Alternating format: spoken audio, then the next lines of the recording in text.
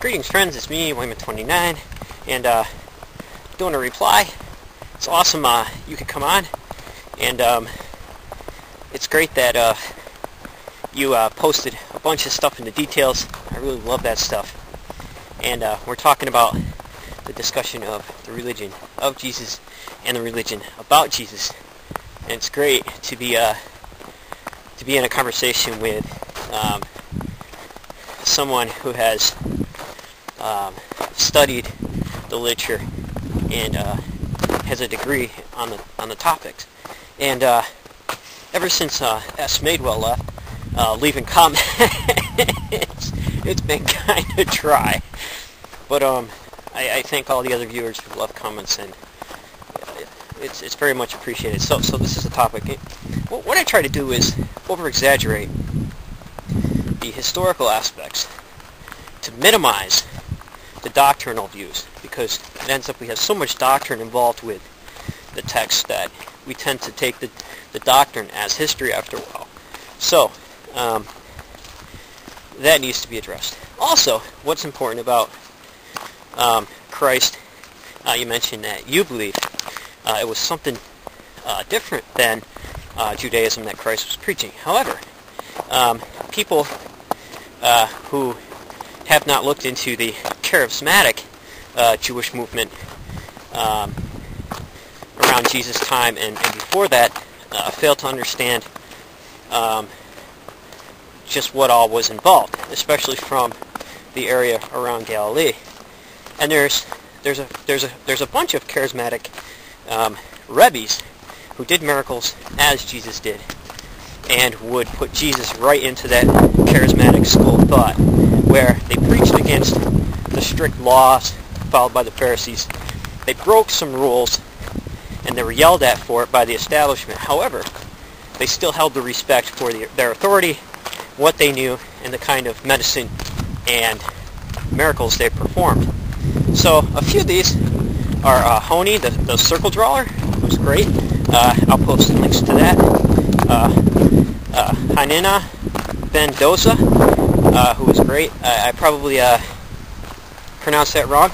Also, in Josephus, Wars of the Jews, talks about Eleazar, a Rebbe who cast out demons.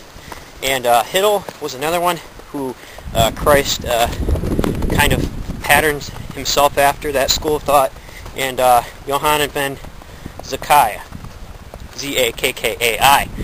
And if you look at these people, you notice that they were attributed to the same kind of miracles that Christ was attributed to. They did not follow the rules. They were chastised by the Pharisees for it.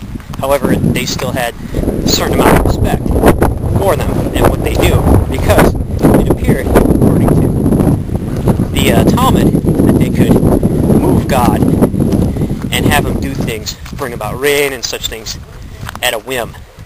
And it's just great reading material. So I'll try to post some links to that. So in that environment originates these sorts of ideas. And you have, concerning the Son of Man and the roles of prophets and teachers and charismatic leaders, you have a period of time during the Greek Hellenization, and also it started actually in the book of Tobit right after the Babylonian exile. It was seen that healers both healed and forgave sins. So Christ forgiving sins and him being yelled at about it, when he says to the paraplegic or to the Pharisees, what is easier for me to do, forgive this man's sins or say be healed? And he does both. And so you see that the concept was that the illnesses were healed in these stories about the charismatic rabbis by laying on of the hands, and the demons were rebuked by the word of mouth. So there was a certain process that happened. And also, it's amazing because in literature, they started attributing these kinds of miracles to even the patriarchs in the Dead Sea Scrolls, the Apocryphon of Genesis. I think I pronounced that right, I'm not good with Hebrew, attributes Abraham with performing miracles and exorcisms, and also I believe I even believe Enoch at some point. So it was very much saturated in the Hellenistic viewpoint of the literature. So moving on to the ideas of the Son of Man. The Son of Man and the concept of it changed over a period of time. So the first ideas of it in the Davidic kingdom and the like, you move on to the exile, you move on to things like Daniel, text of Enoch, things like that. All these different time periods, the Son of Man was a loaded term, and it took on different meanings. So if you're going to discuss the Son of Man, you would need to look at each of these time periods and how did it apply, and what were they talking about. So all of that put together, as Jesus, he was preaching a form of Judaism, I currently think, in light of Charismatic Judaism, in light of these other rabbis and teachers who perform these kinds of miracles as Christ. They were yelled at by the establishment because they would break the law. I mean, DOSA, he was praying intently one day. There's a story, and a snake comes up and bites him. It was a poisonous snake. People seen it. They didn't wake him up. Finally, they go find the snake, and it's dead by its hole. And Mendoza was so deep in prayer that he wasn't even poisoned.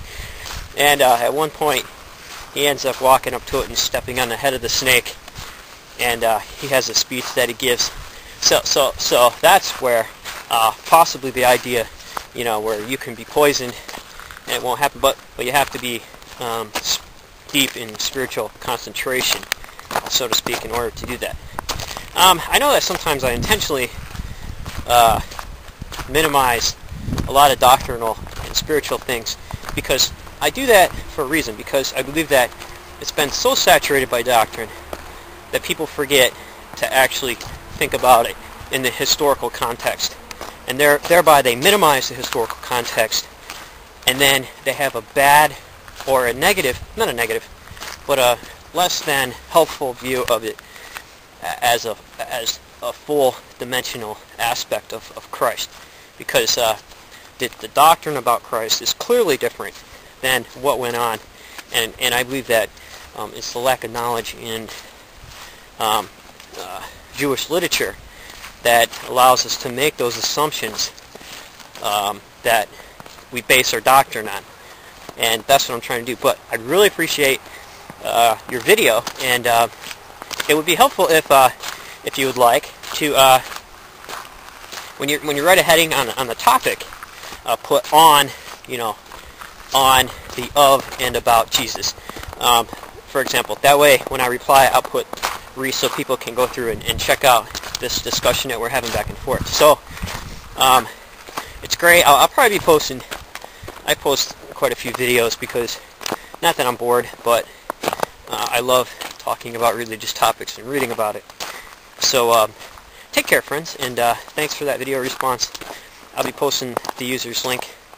I don't want to say the name because I might get it wrong accidentally, but I'll post your link, and it's great to have you on board, and it's great to have you contributing to the discussion. So we might not agree, but I'm sure that that's part of the whole process, debating and pulling and pushing, and you learn quite a bit from each other.